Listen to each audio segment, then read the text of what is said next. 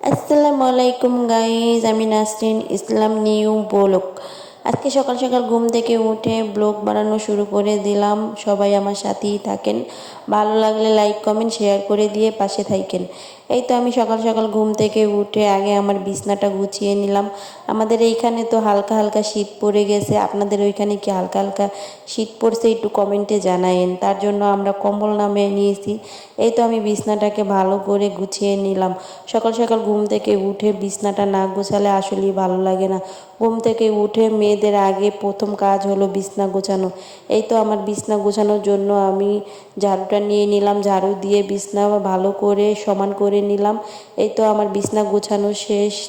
তারপরে দেখেন বাপ মেয়ে দাঁত ব্রাশ করতেছে, তাই একটু ভিডিও করে নিলাম। আমার মেয়ে আবার ভিডিও করা পছন্দ করে না, বলতেছে বাবা দেখো আমাকে ভিডিও করে।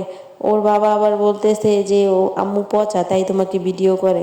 এখানে দেখো তোমাদের ভাইয়া আবার বিছনার ভিতরে বিছনা গুছিয়ে রাখছি, ওইখানে আবার কাপড় চোপড় রাইখা বিছনাটাকে আবার ময়লা করে দিয়েছে, তাই আমি আবার পরিষ্কার করলাম। বিছনা গোছানোর পর আবার চলে গেলাম আমি ফার্নিচারগুলো ঝাড়ু দেওয়ার জন্য। দেখো গরিবের ঘর তো, ভাঙাচোরা, কেউ কোনো বাজে কমেন্ট করো না। আমি সব কিছু গুছিয়ে মুছিয়ে এই তো গোসল করে চলে আসলাম নাস্তা খাওয়ার জন্য। এই তো আমার নাস্তা রেডি, তোমাদের ভাইয়া বাহিরের নাস্তা খাবে।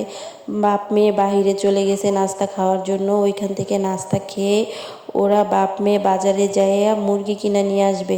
আজকে তোমাদের ভাইয়া অনেক দিন ধরে বলতেছে কক মুরগি খাবে, কক মুরগি খাবে, তাই বললাম যে তুমি নিয়ে আসো কক মুরগি কিনে, আমি বাজারে যেতে পারবো না। এই তো উনি কক মুরগি একবারে নাস্তা খেয়ে কক মুরগি নিয়ে আসবে। এই তো আমার নাস্তা খাওয়া শেষ, নাস্তা খেয়ে আমি পানি খেয়ে নিলাম। পানি খেতে খেতে তোমাদের ভাইয়ায় চলে আসছে, চলে এসে আমাকে ডাকতেছে, আমি দরজা খুলে দিলাম। দরজা খোলার পরে এই দেখো তোমাদের ভাইয়া চলে আসলো। চলে আসার পর দেখো আমার মেয়ে আইসক্রিম খেতেছে। এই যে তোমাদের ভাইয়া মুরগিটা দেখাইতেছে তোমাদেরকে। মুরগিটা অনেক বড়, প্রায় 3.5 কেজি ওজনের। ভিডিওতে কীরকম দেখা যাচ্ছে জানি না, কিন্তু মুরগিটা অনেক বড় কক মুরগি তো। আমাদের এইখানে সকাল থেকে পানি নাই, তোমাদের ভাইয়াকে বললাম পানি নিয়ে আসো বাইরের কলের থেকে।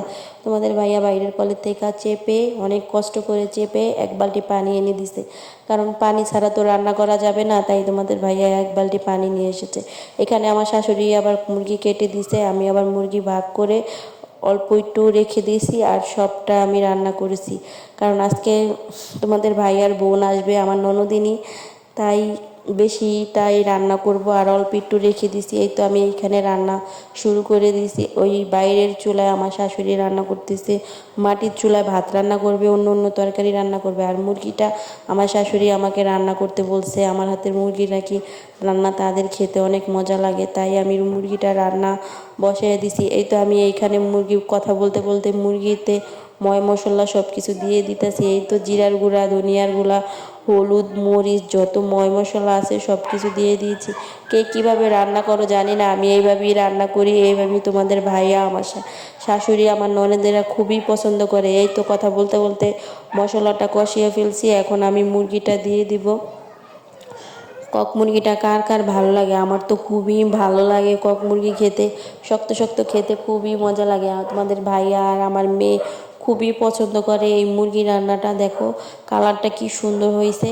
তারপর আমি ঢাকনা দিয়ে ঢেকে আমি 5 মিনিট অন্য কাজ করে নিলাম। তারপর আবার আসলাম, আয়সা ঢাকনাটা উঠে আবার কষানোর জন্য আবার আলু দিয়ে দিলাম। 2টা আলু না দিলে আবার হবে না, কারণ মানুষ তো বেশি, আমার মানুষ বেশি, ননদ আসবে, ননদের স্বামী আসবে।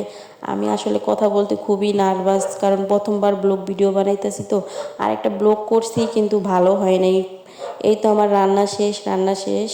দেখো কালারটা কত সুন্দর আসছে, খেতেও কিন্তু খুবই মজা হয়েছে। সবাই ভালো থেকো, সুস্থ থেকো, আল্লাহ হাফেজ, বাই বাই।